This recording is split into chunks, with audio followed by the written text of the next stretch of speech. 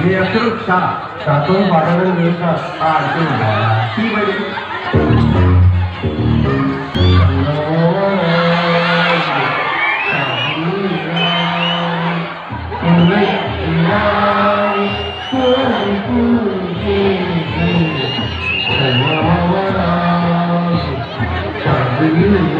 దొరికేసారా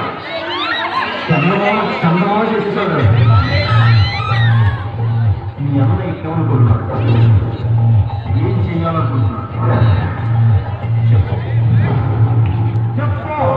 మీరు ఎవరి గురించి చేస్తాం సార్